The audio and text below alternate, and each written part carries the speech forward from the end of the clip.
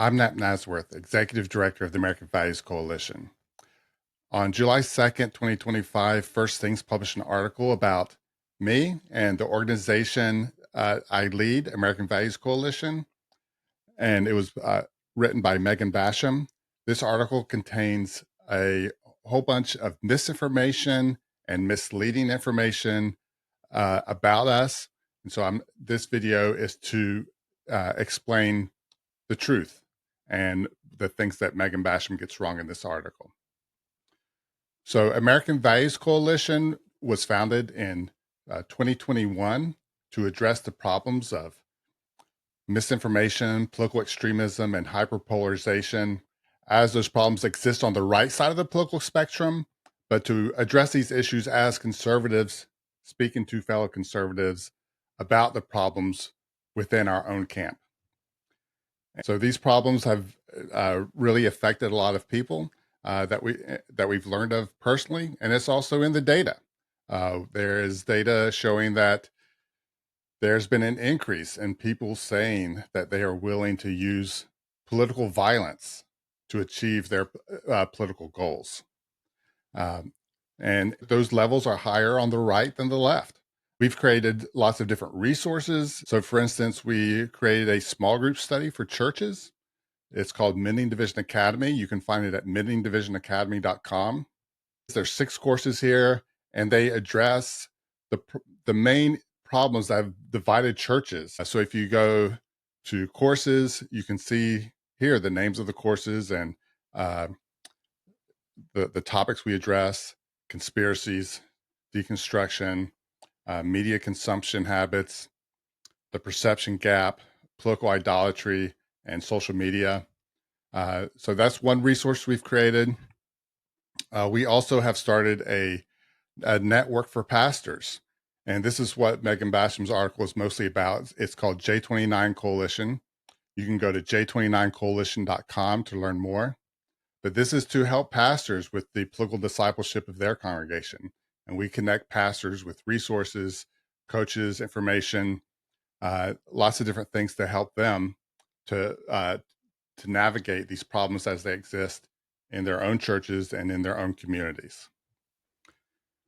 Now let's get back to the article. The 2 main claims that Meghan Basham has are that we are bringing progressive politics into the church and that we're a Democrat front group. Both of those claims are false, as I will show in this video. But the main points to keep in mind here is that, first of all, our funding doesn't determine our content. So we decide our programming, we decide our content. Funders then look at that and decide for themselves whether that's something they want to support or not support. Also, Meghan Basham doesn't cite any of our actual programming in this article.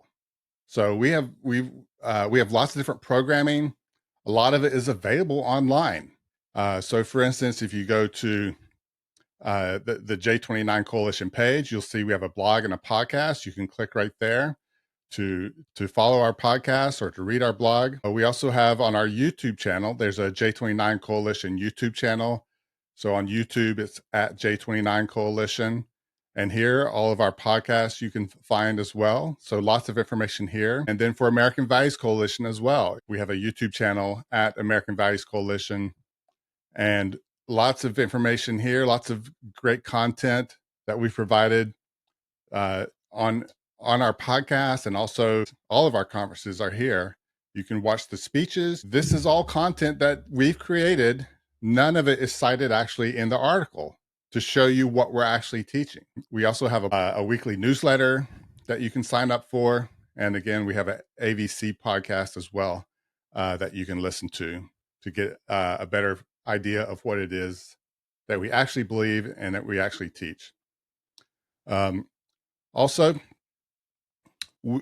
Meghan Basham didn't interview us or anyone involved in J29 Coalition or any of our previous J29 participants. Nobody who actually knows about J29 was interviewed for this article. We actually offered Meghan Basham to have a discussion when she started talking about us on Twitter or X. We offered to have a conversation to clarify some of the misinformation that she was posting about us. She said she would be open to that conversation, but due to health reasons, that conversation would have to wait till August, is what we were told. And so we were fine with that. And then the next thing we know, this article was published without our knowledge, without us ever talking to her first. She went ahead and published this article in First Things, um, even though we were open to having a conversation. So let's now go into some of the more specifics of the article. First of all, this photo that they're using is not from any of our events. It's meant to evoke a progressive church, but that's not what we're about. So it's not even a representative photo. She begins the article talking about Russell Moore, David French, Curtis Chang, who have this resource called the After Party. And then now she says, now these same political actors are targeting pastors directly. And then she talks about us. So this is the first bit of misinformation. Curtis Chang, David French, Russell Moore, they were not involved in the leadership of J29 Coalition. So they have been speakers at either AVC or J29 events, but they don't lead J29 Coalition. They weren't involved in the founding of J29 Coalition. They don't decide any of the content of J29 Coalition or American Values Coalition. So right off the bat, there's some misleading information here. Also, that information is available on our blog as far as how J29 got started. So, for instance, if you go to you can go to j29coalition.com and click on blog, or you can go there directly by going to blog.j29coalition.com. And if you scroll down here to the very first blog post, the subtitle says how the J29 Coalition started.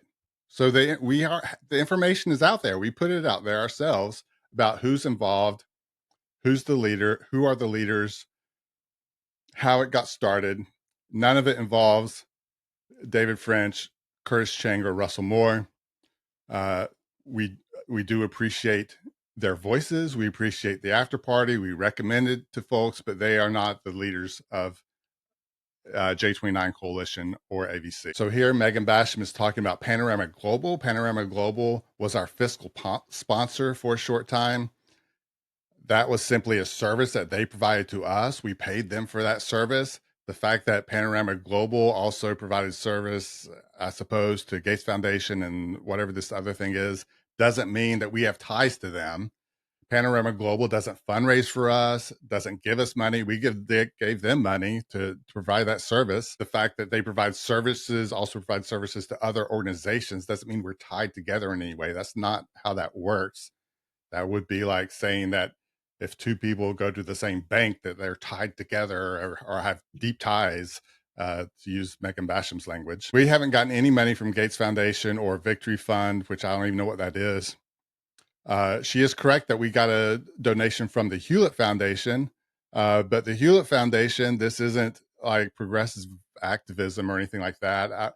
This is from their democracy program. We are a pro-democracy organization. You can see it from our website, and so they support the work that we do for good reasons. Also, the Hewlett Foundation doesn't just support progressive groups; they support groups on the right and the left. The Heritage Foundation has gotten money from the Hewlett Foundation. American Enterprise Institute and other conservative organizations have all gotten donations from the Hewlett Foundation, because the Hewlett Foundation is broadly supports democracy, not just folks on the left. Meghan Basham also talks about our donation from Stifle Free Thought Foundation, and this one really undermines her argument, because Stifle Free Thought Foundation, this was founded by Todd Stifle. He's not a Democrat or a progressive, and there are interviews online that you can find. It's just a simple Google search, and you can see that Todd Stifle is neither one of those. So that really undermines her argument to say that because we got a donation from them, we're progressive or Democrat. So this quote is, in particular, I wanted to bring attention to. Meghan Basham writes, if this is simply about civility, it's not simply about civility, but it's partly about that. Why have AVC and J29 been unable to find backers who share their Christian worldview. This is flat out false. Meghan Basham only talks about two of our donations that are true, and she talks about two donations that are not true. We have over 200 donors. She does not know the worldview of all of our donors. And I know for a fact, because I know some of them personally, that some of them do share our Christian worldview. Most of them, I don't know their worldview. Why should I? Just because someone donates to us, we don't ask people their worldview before they send us a donation. That would be kind of weird.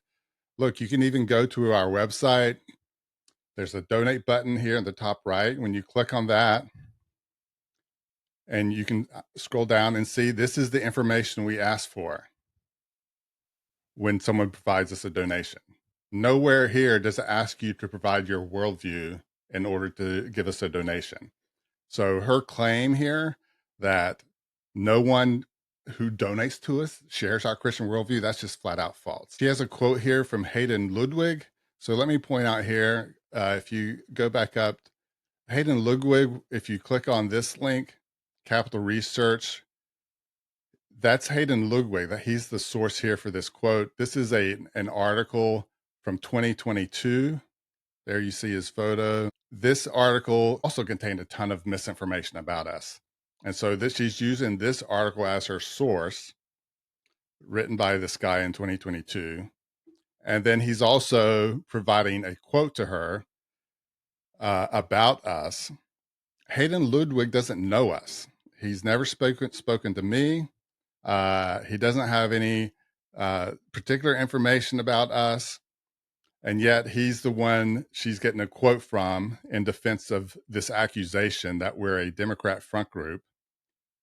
And Hayden Ludwig says that we, quote, have a sophisticated self image. Okay, that's fine. A hefty marketing budget. Really? I wish we had a hefty marketing budget. But Hayden Ludwig doesn't know what our budget is. He doesn't have access to that information about how much we've spent on marketing. I would not consider the amount we spent to be hefty. And here we get to one of the really, I think, the core issue that Meghan Basham is saying, but the leaders of both groups are exclusively never Trump. Okay, so first of all, being opposed to Trump doesn't make one a progressive or a Democrat. Yes, I have been active outside of my role of AVC, been active in encouraging my fellow evangelicals to not support Trump, but it's because of my evangelical conservative theology, my conservative political views, that I do not support Trump. Trump is not a conservative, so this, to me, makes sense. You may disagree, that's fine, but that's the perspective that I'm coming from. She quotes a chapter from the book, The Spiritual Danger of Donald Trump. I take that back. She doesn't quote from that chapter. She mentions the chapter. She doesn't quote anything actually said in the chapter. She claims I'm being discourteous. I mean, if you think so, I'm willing to have that conversation. But I just wanted to share with you something I wrote. This book was written in 2020. Like I said, AVC was formed in 2021. So this all happened before AVC existed. But in that chapter, there's a paragraph I want to read to you, which I think illustrates sort of the viewpoint I'm coming from and my reasons for founding AVC. So this is from The Spiritual Danger of Donald Trump, chapter 4, page 33. And I write, quote, "The Bible doesn't provide specific guidance on who to vote for or what policies to support. Instead, it provides foundational principles. How to apply those principles is debatable, and those debates should happen, but in a loving manner that honors Christ. Christian growth happens in community. We should debate political issues through our communities, and if we're doing that well, the way we contribute to public life through our democratic processes will improve. Consider this essay a contribution to those discussions." So that gives kind of my perspective, helps you understand my perspective. which Meghan Basham doesn't do because she doesn't actually quote the article at all. She also talks about Caleb Campbell, who is a Phoenix pastor and the director of J29 Coalition. In this part, I'm not really sure what to make of. So she talks about this story that Caleb Campbell has told many times about 80% of his congregation left. But she says, due to his progressive politicking on immigration and race. So you can follow this story. If you go to our YouTube channel at American Values Coalition, he gave a talk there at our Atlanta conference, which is here on. You can find on our channel. There it is, called "Loving Your Polarized Neighbor."